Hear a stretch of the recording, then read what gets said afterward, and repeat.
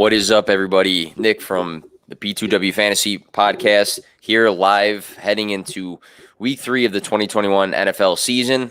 Live here on Facebook, YouTube, and Twitter, as always, with my guy Kevin. Kevin, before we jump into anything football related, I didn't see like a series of like a ton of pictures or videos. I got to hear about the game you went to this past week before we actually talk about anything, fantasy related. How was that game? Yeah, no, I went to the Charger game, played Dallas, my Cowboys, and the SoFi Stadium. That was the best stadium I've ever been in, and the way they built it, and it was worth it. It was much better that we won. That's for sure. Yeah, not to go on a rant about the pricing, but I'm always guilty about like having a nice pregame and being like, I'm not paying these stadium prices, and then paying the stadium prices like to the level 10.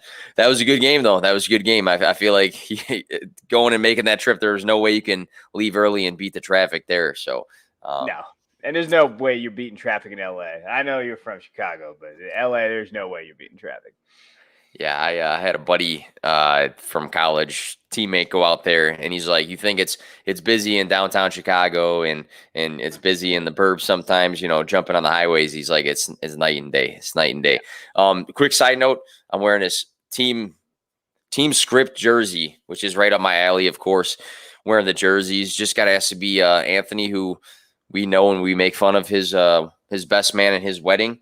That's what I did this past weekend. That was big time outside of watching some iffy fantasy performances. But shout out to Anthony and Maddie on their engagement and moving forward, buying people jerseys. So shout out to them.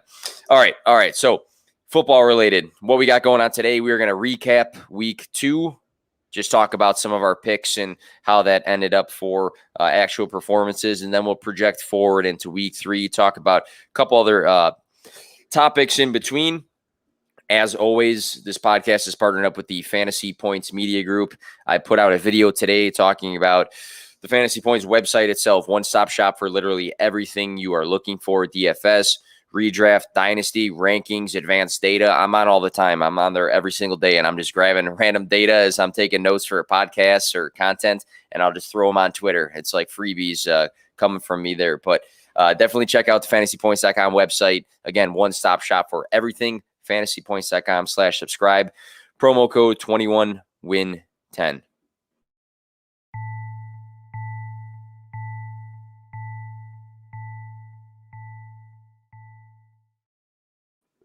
Last side question, Kevin. How's the leagues looking right now? I went through all of my records, and I had like a couple 2-0 teams. I had a couple 0-2 teams, and then I just had a ton of 1-1 teams. So it's hard to grasp how my year is going for me right now. What about you, though? Yeah, that's pretty fair for me. I think overall I'm doing pretty well. I'm 1-1 in Scott Fishbowl. I lost to a dude that started Josh Jacobs last week. That hurt my soul a little bit. But Joe Burrow killed me. So to my defense, there wasn't really much I could do at my quarterback position. But I'm doing okay. I have a couple contending teams, and then I have a couple that I already know rebuilding. One of the teams that I actually got second in this league last year, I lost Akers and Dobbins, and then Michael Thomas. So I have all 3 of those dudes on this team, and I thought maybe this would be my year, and now it looks like it's going to be a complete rebuild. So I'm just kind of biding my time now. I'm not making any moves till like the 4th week. Then I'll start deciding what I need to do.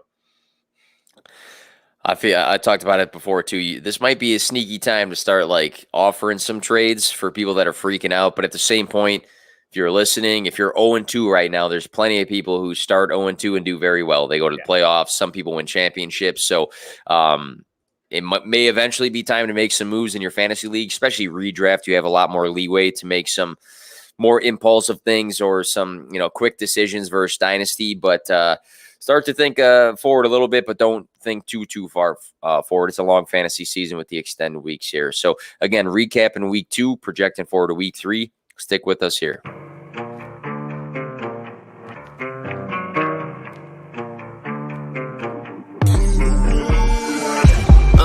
Play to win, no fear to give. I feel but I can't forgive. I go all in this time, yeah, I won't regret. I'll pick the best on trip, they don't understand. I play to win, yeah, I play to win, I play to win. Yeah, I play to win, I play to win. Oh, play to win, I play to win.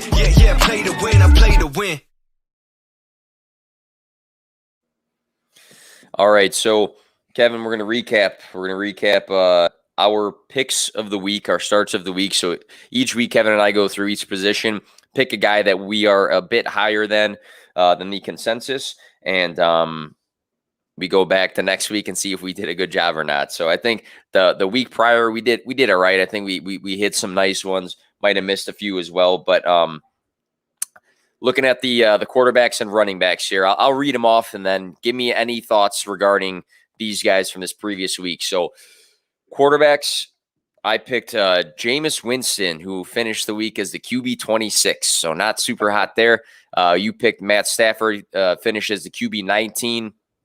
And that wasn't a complete burner, even though he's QB 19. He didn't have like the Winston, under 9-point performance. Running backs, I struck out 2 in a row here, I think. And then I think I hit the other 2. So running backs, I picked Kareem Hunt, RB 41 this past week. Kevin, you picked Najee Harris, RB 7. That was a great pick. Najee had a nice game. Scoring that receiving touchdown. So out of any of these guys, anything stand out to you? Anything you want to comment on as far as those picks there? Good or bad? No, I thought Najee did what he's supposed to do. That's what I now he did get bailed out getting that receiving touchdown though. So like from a rushing standpoint, he did only have 38 yards on 10 attempts, and that offense is in trouble. But from the receiving standpoint, because he is a 3-down back, I think that's always going to be his safe floor. So I feel like that he has that. He got 5 targets, so he saw a target bump. He had his yards. He had that touchdown, that long touchdown pass. But as a whole, though, that Steelers offense is in some trouble. And especially now, I will say if Deontay's hurt, Deontay Johnson, if he can't go, I think they're going to lean on Najee a little bit more. But with Big Ben's arm, that might be an offense that we were counting on for fantasy purposes that we're worried about now going forward. Other than that, Stafford did okay. I thought he could have done better. Obviously, that interception hurt, but still gave you 18 points. It wasn't like he had a bad fantasy game. It just didn't have an amazing one. Yeah, with Najee, you pointed out already, the rushing's been a little iffy. 2.8 average yards the first week, 3.8 the next week, this past week. So nothing too stand out there on the floor. Seeing those 5 catches for 43 yards and a touchdown, that's a nice sign. Just like Kevin said, Deontay Johnson might miss some time. I'm hoping, knock on wood, for all my fantasy teams or most of my fantasy teams that I have Deontay in, that's not the case. I think we're actually playing each other this week, Kevin, in the 101 league, and I'm pretty sure I have Deontay. So I'm not confident he's going to play this week, but if he does miss some time, I think Najee's role is going to be very important. Maybe Big Pat, the rookie tight end, might get some more looks as well. Shifting over wide receivers and tight ends, I think I did a better job here. I went with Mike Williams, who's red hot right now, wide receiver 11 for the week. Kevin, you went with Jacoby Myers, wide receiver 59 for the week. Then we went to the tight end position. I stuck with another guy who's just been hot. Rob Gronkowski was the tight end 3 for the week. And then you also had a nice tight end pick with Noah Fant, tight end 7 for the week. So any thoughts on those guys' performances from this past week? Well, my overall thought is if Noah Fant finishes tight end 7, then tight ends suck, because Noah Fant had 4 catches for 33 yards and a touchdown. Yeah, he scored, but in PPR formats, he had 13 points. So that just goes to show you the disparity between those tight ends. Like Kelsey, Waller, Hawkinson right now, like those guys are cheat codes. And where you draft those guys at, you're probably smiling. I think Noah Fant's going to be okay. I think he'll get the targets. He saw the targets. He's at 14 targets the last 2 games. So I do like that. I did also mention in Dynasty, don't trade him yet. He hasn't hit a ceiling yet. Judy's not back yet. Wait for a few weeks, and if you want to trade him, you can.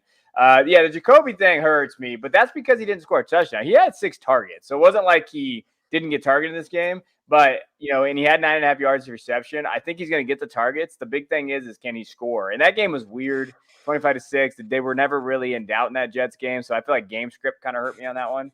But yeah, that was a bad one. That was a bad pick. I was trying to get cute. You at least like to see the target volume be consistent. So like you said, I think you said 6 targets. I mean, that's there. If it's a week where, they don't have to run the offense the way they would in a tighter game, and he's only getting 3-4 targets, that's one thing. Like I think Allen Robinson, I don't know what happened with that. I was writing a Bears article, and he got like 4 targets in that game, which again, they were managing the game, but still it's wild to me. But Williams, I want to touch on Williams. Mike Williams, I another guy I haven't really been super high on throughout his career just because of the injuries and the hot and cold games. But right now, 22 targets. He's the wide receiver 5 for the year. It's only 2 games. But again, I said this before.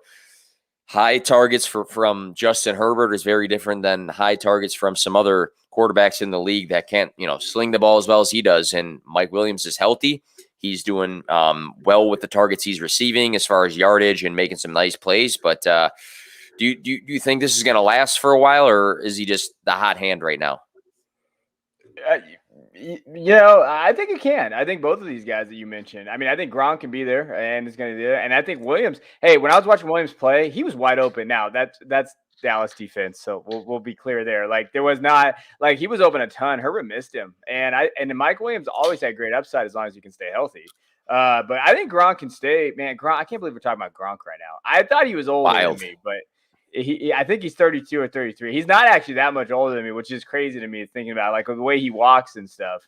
But like side note on that too, I don't know if you watched Gronk on the Monday night game, and he talked about how he didn't watch film and how I saw that Tom just tells him where to go. Like, and that shit is so true. And like he just scores touchdowns and he's legit. Now I think Gronk hurts those other guys more. Like now Antonio Brown looks like he got COVID, so he could be out. But if all those guys are there, Gronk is going to significantly cut into Godwin and Mike Evans. And I think we really underestimated Gronk's stature in that offense with a healthy Gronk 2 years in a row with Brady. And I think that's where I think Mike Evans owners should be concerned, especially with the touchdowns. Especially if he's drawing, that I don't have the exact stats, but that amount of looks in the red zone. I mean, 4 touchdowns in 2 games, 2 apiece. Yeah. And the big thing for me too is, a lot of people would say, and I'm probably guilty at some point, that, going into this year, Gronk is going to be very touchdown dependent. And if you look at the last 2 games, first game, 8 targets, second game, 5 targets, that's some nice tight end volume when you're in a good offense. Now, the yardage wasn't as good in the second game, but again, it's not like he's getting 2 looks and then he scores on one of them. He's getting some decent volume to, in comparison to some other tight ends in the league that are so up and down. We see big spikes and drops in guys often, and he's got 2 weeks in a row where he's getting some nice looks from Brady.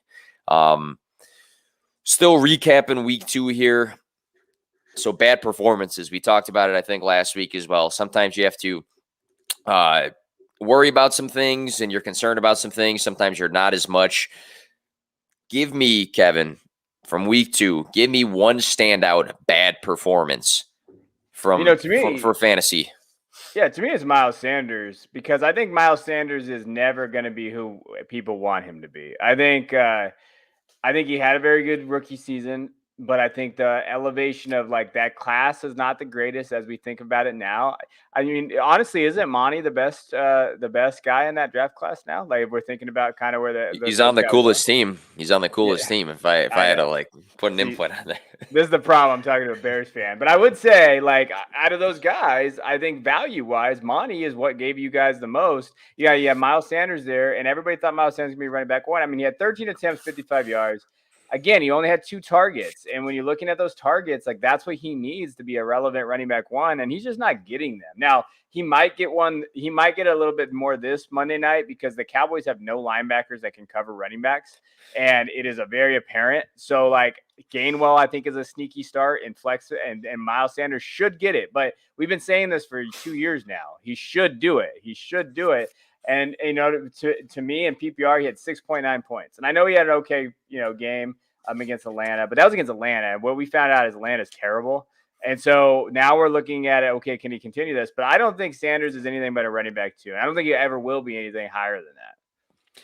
And the thing that you always hear from people that want to vouch for players to have an increase in their production is, you hear it from, Chris Carson at some point, Josh Jacobs, it was brought up before, Derrick Henry, even though he just got some nice targets, I think last game, but in the past, people are saying, well, if this guy just gets involved in the passing game, they're going to take a big leap in fantasy. You always hear that for running backs, but then the Eagles bring in a guy who in college 2019 caught 51 balls. I mean, this is a pass-catching running back in Kenny Gainwell.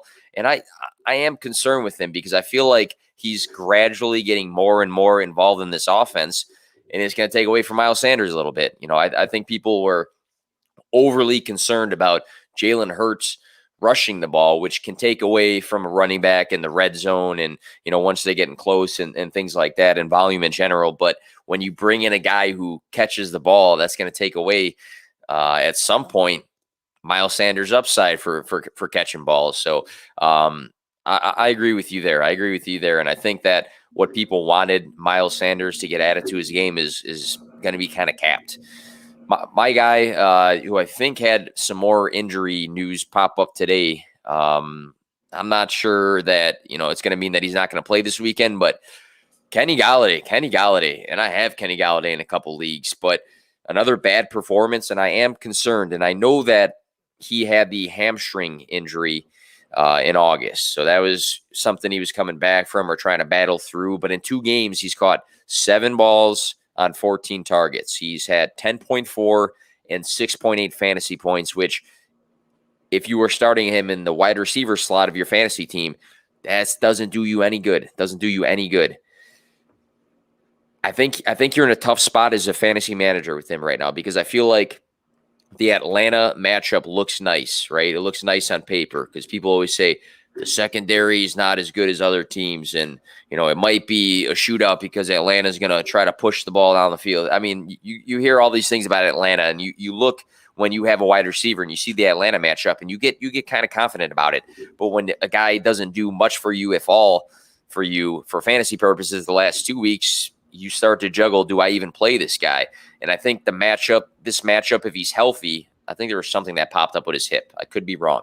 But if he's healthy, I think this is like a either prove it or I got to bench you for a while sort of week. It's like a little bit of a gamble. And, the guys on the sidelines screaming at Daniel Jones in that last game, these guys are like going at it. I saw a couple of people like mouthing like what they thought they were saying to each other, which is funny. But yeah, if you are a fantasy manager, are you playing Kenny Galladay this week? I mean, the matchup's nice, but he's kind of burned you 2 weeks in a row. What do you think about that? Yeah, I mean, I think it always depends on what you have on your bench, but I probably start him. I think the biggest problem with Kenny G is, and I like Kenny Galladay. I always thought he was a value, and I think I underestimated, first of all, the reason why Sterling Shepard is doing so good in that offense is because Danny Dimes checks down a lot. And he also struggles with his accuracy, and I think he's 16th right now in terms of mid to deep ball accuracy, the last time I looked at Player Profiler. And the thing about Galladay is he's never been a separator at all in his career, but he had Stafford, and Stafford could get him balls in tight spaces and would throw it. Jones is not that quarterback, and all these guys touting Jones being good. Yeah, he's good for fantasy, but he's not a good NFL quarterback. I don't care what anybody says out there. He's just not. And so what's going to happen is that limits Galladay's ceiling to me. I probably start him just because I start my studs and I still want to give him a shot. But if that hip is bad, like it's a hip ring right now, I just watch it. Just be careful with it. But the matchup is there. Okay, the matchup is there. So that's what I have to say. But I will say this, and I hate Jason Garrett. I hate Jason Garrett. I'm a Cowboy fan. I call him a clapper for years. He is terrible. He called it a beautiful game last week. It was a great game plan. What he did, and he called it perfectly. Jones missed a throw that he should have had to Slayton. They tried to blame that on Slayton. There's no chance that was Slayton. He overthrew Slayton a little bit, and Jones doesn't elevate that offense is all. Yeah, he runs, but he doesn't elevate that offense in any way in the passing game, and that's going to limit them. Yeah, so I think based off of what both Kevin and I said, if you're juggling him right now, pay attention to the hip thing that might have popped up. But I'm with Kevin. I think in a good matchup, you start your stud. I don't think you try to get cute right now, especially if you are trying to get a good start and good jump to your fantasy season. I mean, if you're going to try to, throw a dart and, play a KJ Osborne or a Tim Patrick instead of, Kenny Galladay, I think you're being a little cute unless he burns you for a third time here. I think the matchup's nice. And I think guys who need to get going, we saw last week with Mike Evans and Tom Brady, they got him going. So it might be the same sort of thing for Kenny Galladay. Switch gears. So one good performance that stood out to you from week 2 and why it stood out. Yeah, for me, it's Cooper Kupp. Holy shit, Cooper Kupp. Jeez. He is straight up just he's the number 2 ranked or number 2 player right now in PPR formats. He has 60.6 points as a wide receiver.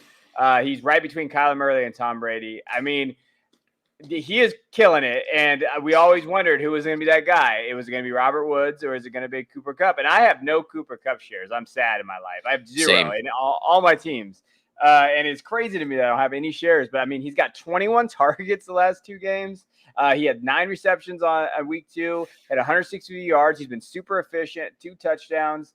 And you know what? He's the go-to guy for Stafford. And if this continues, like, I don't see the targets going down, especially with that running game. If Henderson's hurt now, if all these different guys, maybe is it going to be Sony Michelle? They're going to really lean heavy on this wide receiver crew. And we could be talking about Kupp as being a potential wide receiver 1 this year. Number 3 right now in receiving yards. He's got 16.8 yards per reception. He's tied for first in receiving touchdowns with 3 in those 2 games. The guy is going off. And I've had these, back and forth arguments off, this offseason that Robert Woods is above Cooper Kupp for fantasy. He's well above Cooper Kupp. And I mean, things can switch as the season goes on, but he just looks like he is connected so well with Stafford right now. So I'm with you. He's a guy I never said he was bad. I never was against him, but he was never a guy I was like pounding the table for Cooper Kupp. I was always a Robert Woods guy, but you can't deny what's been done for fantasy. You can't, and the numbers don't lie right now. So again, season just started, but he is off to a red hot start. My guy, I put down here, another guy I don't think I've ever said like, more than a sentence nice of him. I think a couple years ago when they had like a nice playoff run, but I wrote down Derek Carr. I mean, he's a top 10 quarterback right now. And if you surveyed people before the season and said, hey, write down some tough matchups, his 2 matchups would be on that list, Pittsburgh and Baltimore. And he's a top 10 guy against those defenses. He's throwing 66.7% completion rate right now. He's got 817 yards in 2 games, which is crazy. That's crazy. 4 touchdowns in those 2 games as well. It's interesting to see because for Derek Carr, I think historically people have known him to be a game manager. He has a high completion rate because I think the depth of his throws, again, historically have not been super, super high. And, he does a decent job of just, making the completions, moving the ball down the field. But we're seeing a mix of things now. We're seeing some deep shots from him, which I'm not saying he hasn't done in the past, but I think he's letting it rip a couple more times than he would early on in the season just because he's got a couple guys that can stretch the field a bit. So Derek Carr, I mean, top 10 quarterback. I don't know. I think he's a very interesting streamer right now in 1 quarterback leagues, depending on obviously who you have right now. But I guess the big question, and I'll direct this question to you, is: do you think that this is going to last with Derek Carr? Is he going to stay hot? Do you have some faith in a change to his fantasy upside? Yeah, I was touting the Derek Carr kind of just ADP train for a while because he's going like around like it was weird, like ADP 26, 25, depending on where you looked. And so I feel like as a quarterback, he's always going to outplay his ADP. Now, in 1 quarterback leagues where you're going to be, I was in a league last week that someone started Carr over Herbert, and that was the right call. And I couldn't believe he did it. And I was like, man, you got some cojones there. But he did it, and You know what? And I give him credit there. I think that Carr is an interesting streamer. I know that he said he's injured, so I would definitely take a look at that. But if Jacobs doesn't play again, they're going to throw the ball. They have no running backs. That's the other thing. When are we going to give up on Kenyon Drake out there, Drake Truthers? I don't know why you still think that's a thing. It wasn't a thing last year. I know that there was a very famous person that was a Drake Truthers out there telling you trade first for him.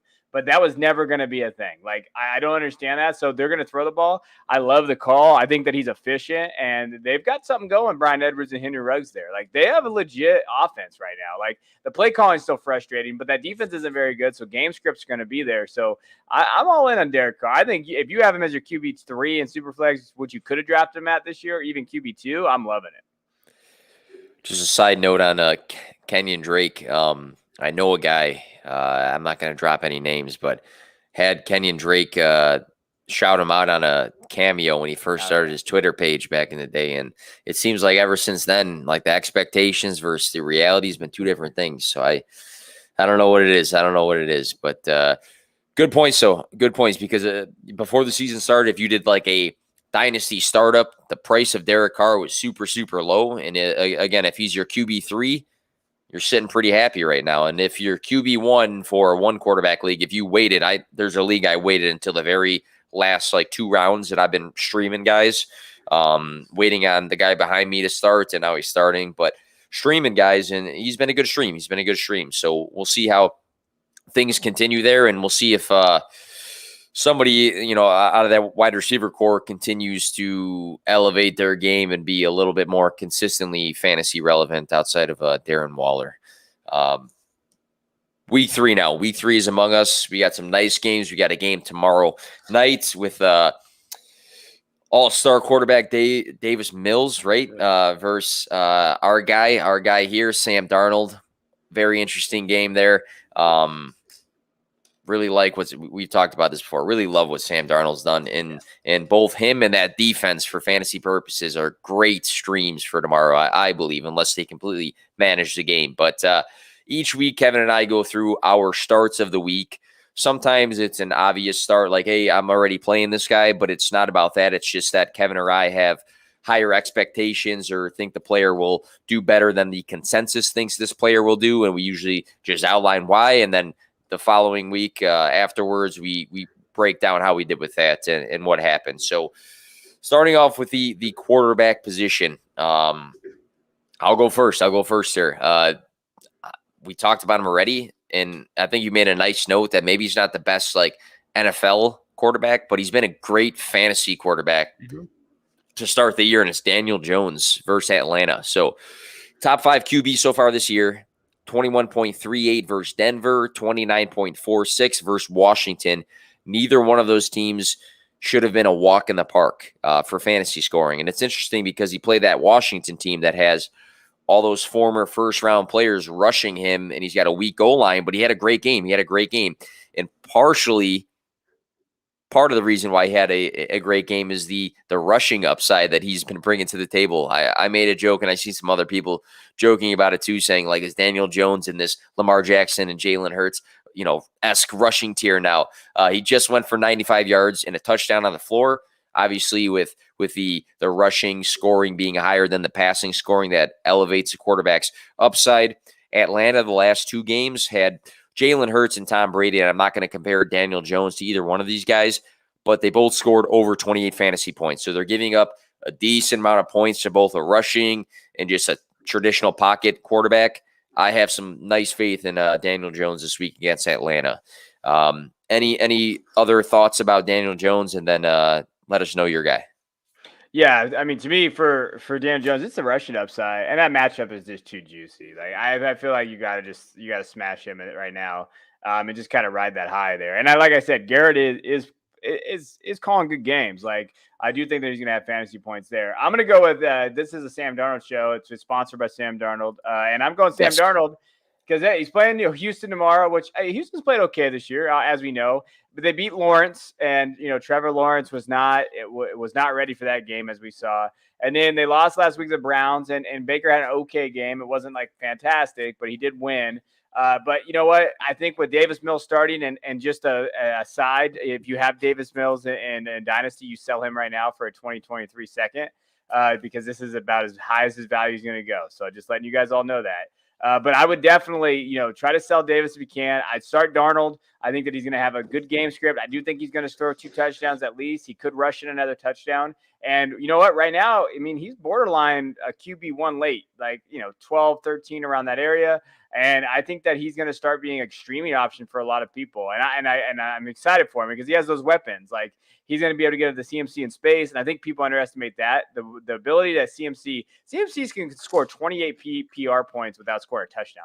That's insane. Like, those are the numbers that you just laugh at. And you're just like, he didn't even score a touchdown. And he's scoring 25 points. And with Darnold, that helps Darnold. Everything elevates Darnold now. He actually has weapons now. And so I give him the start this week. I like that call a lot. Darnold, he picked apart the Saints defense that almost sent Aaron Rodgers back to jeopardy. I mean, they destroyed Aaron Rodgers, but Sam Darnold comes out and he picked them apart. 19 targets to DJ Moore, 15 targets so far to CMC. He looks connected to this offense. Sam Darnold looks very good. And in Dynasty, I would love to have Sam Darnold because if you already drafted your team, the price you had to pay is very low, and he looks good and he's scoring well and he's connected with those guys. And you know what? I bet you if you try to go grab him right now in Dynasty, the price might have elevated a little bit, but it's still not very high. And he's become a redraft streamer for sure, especially seeing the weeks against good teams, just like the Saints right there. Moving on here to the running back position. Kevin, I'll let you go first this time. Yeah, I'm taking James Robinson, and I've never been a James Robinson guy in Dynasty, but I know that like when we think of like what he's been doing the last 2 weeks, which isn't great, right? 8 points, 9 points PPR. He did have 11 attempts. So I think the nice thing that I saw from when I was talking about James Robinson, he has 11 attempts last week where Carlos Hyde only had 2. So I think they have a clear separation here. I think that with Arizona's defense, which just gave up to Dalvin Cook, and I know Cook is, Cook, but with the ability to probably give up running back one numbers, especially in these shootouts that Arizona's been playing in, you know what? Give me Robinson because I think they're going to lean on him a little bit. There's been some murmurs and some rumors, and I saw some things about, is Trevor Lawrence ready? And I know that I heard game script's going to be just, hey, we're going to use Robinson in a different way, so look for the volume to get up. And I think this is the week that we see Robinson really kind of bounce back a little bit and deliver on that ADP around that 4th, 5th round. So I can think he could be a solid running back too this week. Some people have already lost a little faith just because he's not scoring the way that they expected him, just looking at last year's box scores. But again, game script's been important. What you like to see is the carries have increased across the last 2 weeks, a little bit less Carlos Hyde last week. 5 to 11 carries is better. It's not exactly what you want it to be, but I think, again, game script coming into this game could continue to rise for the general carries in general. And then the passing game, stay involved in the passing game. That's going to be important too. He's a guy who did it last year. He handled some volume from the quarterback, which helps, obviously, for fantasy purposes. So I'm with you, and I think that this is a good week for his overall fantasy finish for the running back position to take a nice little jump, and then it should give fantasy managers a little bit more confidence playing him. Not a guy you probably should be sitting anyways. I think if you have a super, super deep team, maybe, but otherwise in your standard leagues, your standard 10, 12 team leagues, he's at worst a flex, So I don't mind that at all. I wrote down my guy who I've talked about many times, and you're going to play him. Obviously, you're playing him. I'm just saying that I think his week's going to be very good. So obviously, you're playing Austin Eckler, but I like his week and the potential for a huge week. First, the Chiefs. So last time he played the Chiefs, so this is last season, he had 6 catches and a receiving touchdown. And I think part of that is because, and I'm projecting forward here, the Chiefs' offense is very good. To match the Chiefs' offense, your offense has to throw the ball often. And for him being a great, great pass-catching running back, I think that this is going to be a game where he can see 10 targets, and be productive, if not more. We've seen games with him with Herbert where he had more before. He just caught last game all 9 targets, so he went 9 for 9, 100% catch rate, 18 total touches, 22.1 fantasy points against your Cowboys. 6 yards per carry. He only had 9, but that's still good for a guy that people think cannot run the ball. Game script again is in his favor. They're going to have to pass the ball often, and that's great for Austin Eckler. Look, I found the stat too that I thought was interesting because going into the year, a lot of knocks on Austin Eckler was his involvement in the red zone, his goal line work, because in the past he was taken off the field for it. So far this season, it's only been 2 weeks, but only 6 players in the league have had more red zone carries. So super small sample size, but the fact that he's getting that work now in comparison to the rest of the league, that's a good sign for Austin Eckler. So give me Austin Eckler having a huge week against the Chiefs, game scripts in his favor, and love the involvement both in the air and then in the right areas of the field. Any thoughts on Eckler, Kevin? I know you hear me talk about him too often, but I think this is going to be a nice week for him. No, I like that call, to be honest. Like, I do think that And I know we're talking about Eckler, but that's why I'm kind of on Miles Sanders and Gainwell for Monday. I mean, he had 9 targets, 9 catches in that receiving game, and that's the Cowboys' MO. They cannot. Jalen Smith is perfect at tackling a dude 12 yards down the field after he catches the ball. Trust me, I've watched it for 3 years now, and that's going to really help those guys. But Eckler, I think this game's going to be a shootout. He does run hard. Like, they just don't give him the ball enough. I feel like they could have used him a lot more. Like, I feel like they went away from him last week against Cowboys watching that game. Like, he was averaging, like you said, 6 yards. He was moving that ball. I think they sometimes get cute with Herbert, try to push the ball downfield. So we could see them kind of revert back. But I think this KC game, this is going to be a lot of fun. This is probably one of the games I'm going to really be watching this weekend. I think it's going to be a fun one to watch for sure. Wasn't it Hurts like first start was against Kansas City? Week 2 of last year, I'm almost positive. I'm pretty sure, and he almost won. I'm pretty sure. I think it was one of those games where like he came on the map. I think they lost on a field goal.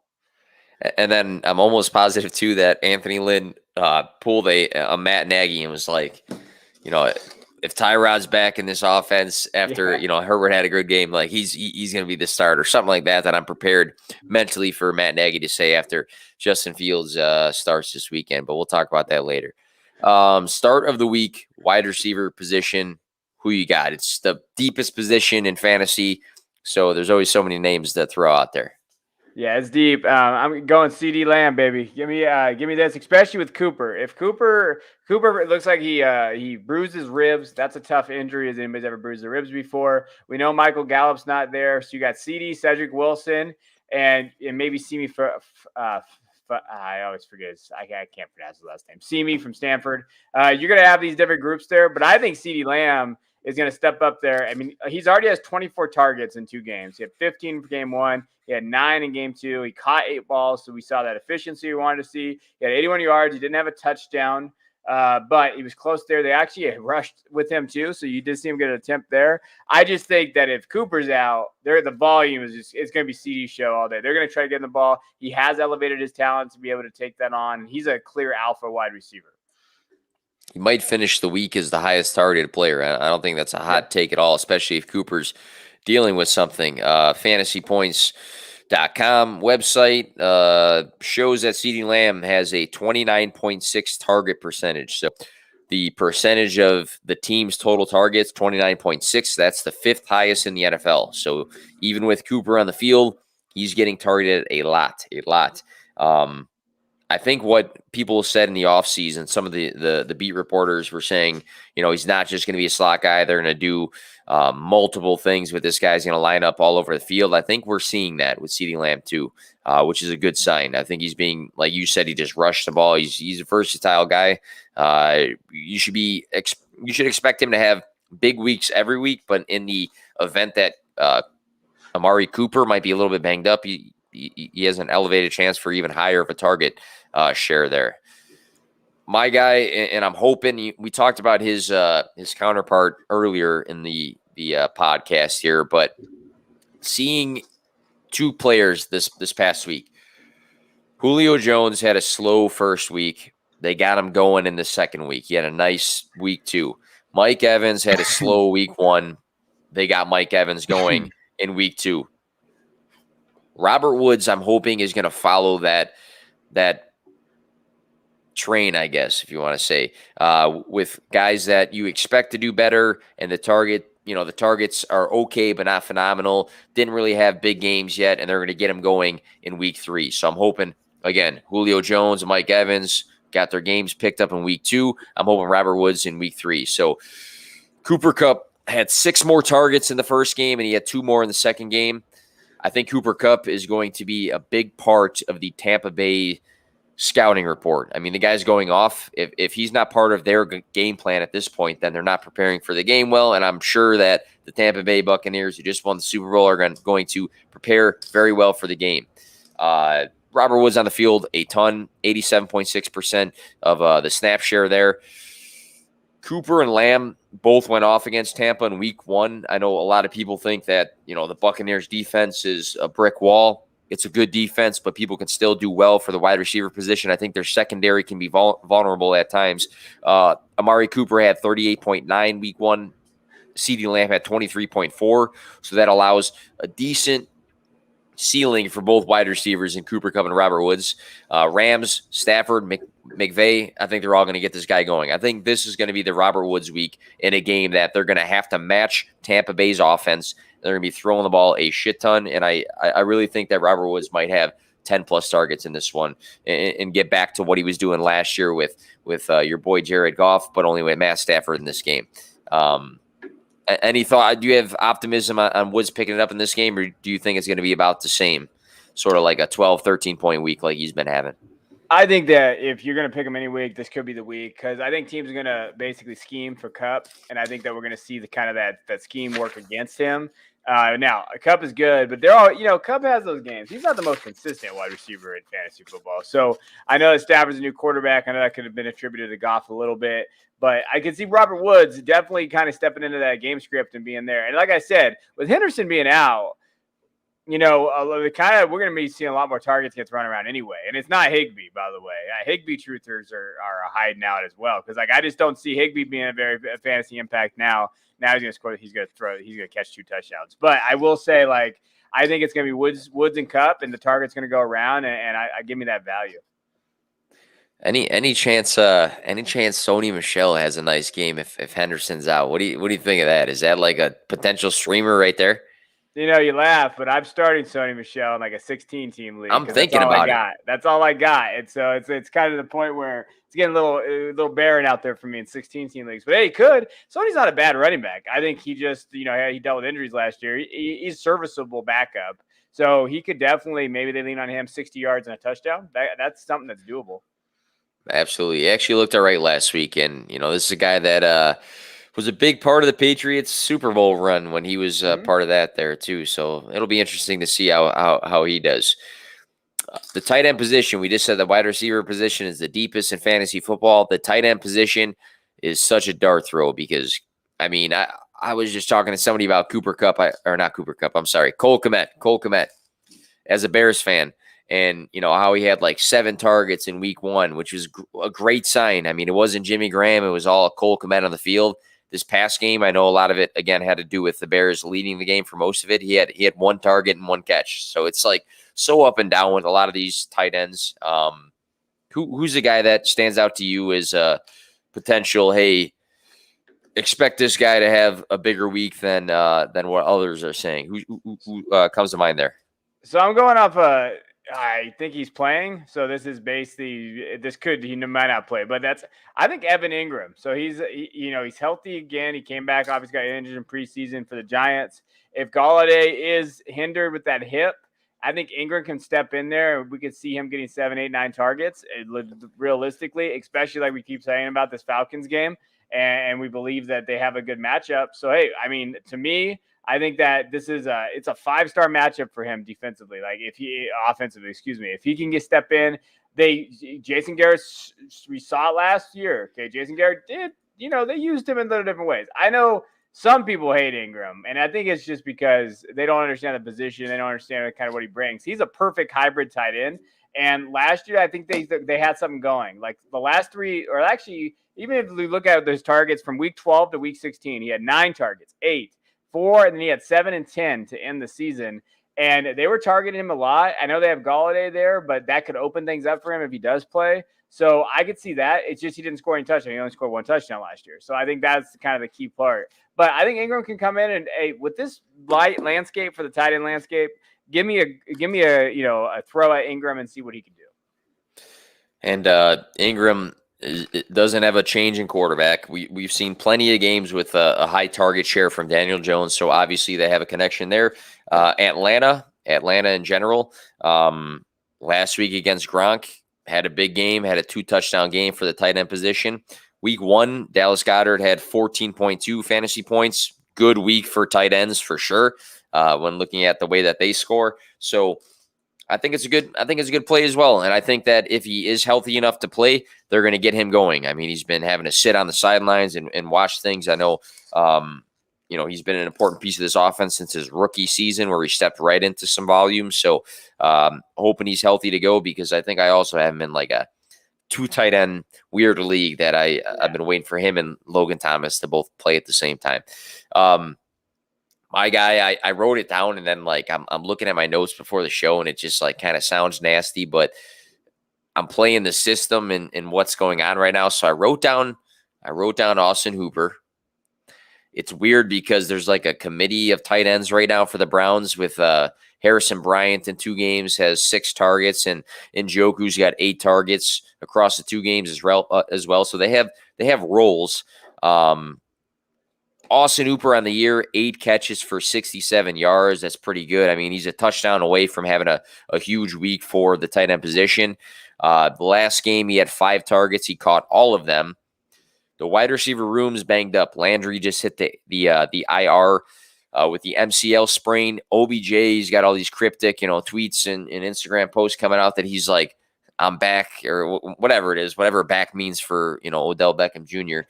But I think he might be back. But if he is back, is he 100%? And what even is 100%? I don't know. And, Anthony Schwartz and Donovan Peoples-Jones, those are guys that, like, you see glimpses of them. I think Schwartz had like a decent week 1. You see glimpses, but you're not like overly confident in them. So with the wide receiver room kind of being sketchy right now, I know it's against my Bears, but I feel like Austin Hooper, if he again has 5, 6, 7 maybe targets, somewhere between 5 to 7 targets, and he scores, he's going to have a nice tight end week. So that's my thinking, just understanding that they don't have the pass catchers that they normally do. And even if they do have 1 out of 2 of the top 2, he might not be 100%. So I think that increases his opportunity for a nice week, even against my Bears. So any thoughts on Hooper, who once was super fantasy relevant and then kind of faded off into the mist? No, I think you hit on the head with the volume. I think that he could get a big workload. And when we talk about, I think OBJ said he's going to come back, but if he doesn't, whatever, Landry's gone, like you mentioned, I think he's a solid play. So, like, for me, Hooper is the safe option. Like, I think he has a very, very, very safe floor, like 10 points. And if you want to get more out of that, then we're looking for an upside for a touchdown. And realistically, looking at 16 or 17. Like, if you wanted to go with the upside pick, Njoku's probably the upside high ceiling play that can get you 2 points or 20. So, like, for me, I think Hooper's the safe option in leagues. Take him. He'll get 10 points this week, and if he gets a touchdown, you're gonna be happy. All right. To conclude things here, I asked Kevin. I threw it on the show sheet. I said, "Give me one bold prediction for week 3. It can be anything. It can be a player does this. It can be a team does this. Anything for week 3 that if it hits, we'll pull the clip and we'll throw it on Twitter and do our quick victory lap." But Kevin, what's a bold take for this coming week? Yeah, when I read bold, I wanted to go like bold. So I'm going to say Mark Andrews scores 2 touchdowns this week. People kind of out on Mark Andrews. He hasn't had, obviously, the greatest start to the season. He was a little hampered. He had that scary moment in camp. And then, obviously, the Ravens haven't looked like amazing out there. Obviously, last week they looked a little better. In 2 games, he only had 5 targets. But last week he had 5 targets, 5 receptions, 57 yards. He didn't get in the end zone. But, consistently he does get in the end zone. That's kind of what has set him apart from other leagues. I mean, he had 7 touchdowns last year. And he had 2 games last year with 2 touchdowns. So, give me Mark Andrews, kind of another breakout, I guess you would say, this season. And give me 2 touchdowns. I was trying to pull up. You can't bet on it right now. I was trying to look at like the DraftKings Sportsbook, what it would be. But $5, man. If you believe in what Kevin has to say, $5. So I put $5 last week. I'm looking at my winnings here, which is not a ton.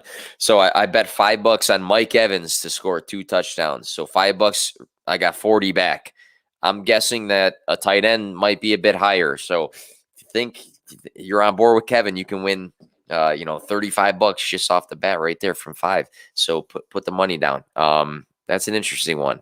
I might actually do that. I'm gonna screenshot it, but not nothing crazy. Maybe not $5, like $2. But my bold one, I have to be a Bears fan, be a Bears truther. I tweeted out earlier that, and I've said it before. Literally, I've never woke up on a Sunday, and I know it sounds corny, but I've never woke up and been excited to watch a quarterback play for my hometown team. And for the first time in my life, like, it's crazy. And I know it's crazy for people back home because everybody's been talking about it and posting on Facebook. There's people I didn't even think watch sports in general that are on Facebook, like, it's it's Justin Fields time. And I'm just like shocked. Everybody's all about it, but Justin Fields. I'm going to say that Justin Fields has a nice game and he downs the Cleveland Browns and secures the job for the rest of the season. Now, Matt Nagy, he's something else, and he's extremely annoying sometimes with his press conferences.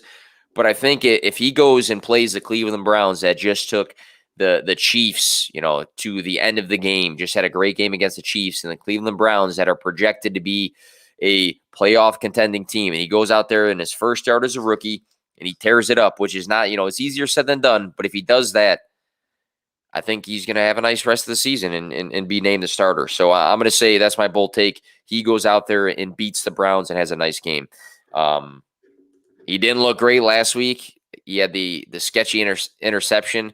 But if people didn't watch the game, freaking Allen Robinson dropped like a sitter in the end zone from Justin Fields, and everybody would have talked about it if he would have scored that. You optimistic about Fields this week, or do you think he's going to get a rude awakening from the Cleveland Browns? No, I'm excited. I think that defense is very stout. So, like, for me, I think it's a good test for him. Like, if you want to play in the NFL at this level, you got to beat a defense like that. And so, like, I'm excited to watch him play. I'm going to be firing up my Darnell Mooney shares now. So I'm definitely starting Mooney in a couple leagues because love it. I do think that him and Fields have something together there. And so I'm happy with it. But I'm excited to watch him play. Like, I'm happy for Bears fans. You guys haven't had a good quarterback in I don't even know. Long time quarterback. And let me tell you, it is so nice not having to worry about a quarterback. Like, that's like the one takeaway I can take from my game on Sunday. And I love Dak, and I've always been high on Dak. And I got skewered for saying Dak was better than Deshaun Watson over the offseason. But I truly just believe like it's clicked for him. And it's so nice to know like that last drive the Cowboys are on. I'm like, man, this is going to be all right because Dak's back there. He knows what he's doing. It's clicked for him. You see that. So I'm hoping Fields can be that guy for you for the next 10 years. Hoping so too. I mean, the guy, like, literally, like, you're looking at him getting drafted. He's got his Bears snapback on. He's got the chain on. All the promo pictures of him with the visor, without the visor. It's just like super cool to have a quarterback to look forward to. And Tyrod Taylor, I think, kind of picked apart the Browns a little bit until he got hurt. So I'm hoping that they're maybe not as good as we think they are, but time will tell. I'll probably have to have like Red Zone on a small TV this weekend instead of, on the big TV and put the Bears game on when they play. But good show. If you listened live at any point here, or if you streamed it on Anchor and Spotify, iTunes, all those good things. Thank you guys. I really appreciate that. And the support, the listens, the comments in the chat as well. Nick Script at P2W Fantasy. Kevin, where can everybody find you on social media? And also, what's coming up for you for the rest of the week? Anything else? Yeah, you can find me at DuBois_22. And the only thing you can catch tomorrow is I'll be putting out some of my Debbie players that stock has dropped and not dropped. So you can check that out tomorrow. I'll be putting it out on Twitter. Sounds good. I will pay attention to that because I feel like I was super late on a lot of prospects this year. And I tried to like jump into the fire, but it's way easier said than done. You catch me on the Fantasy Points stream on Sunday, 9:30 a.m. Central Time, talking about some bets through some of the apps that are partnered up with Fantasy Points and fantasypoints.com. And a bunch of other random stuff in between. Hope my team that I'm going to coach tomorrow pulls off a dub after a big L. Other than that, thank you guys again for listening. Good luck with your fantasy matchups. Hit us up on social media and have a nice night.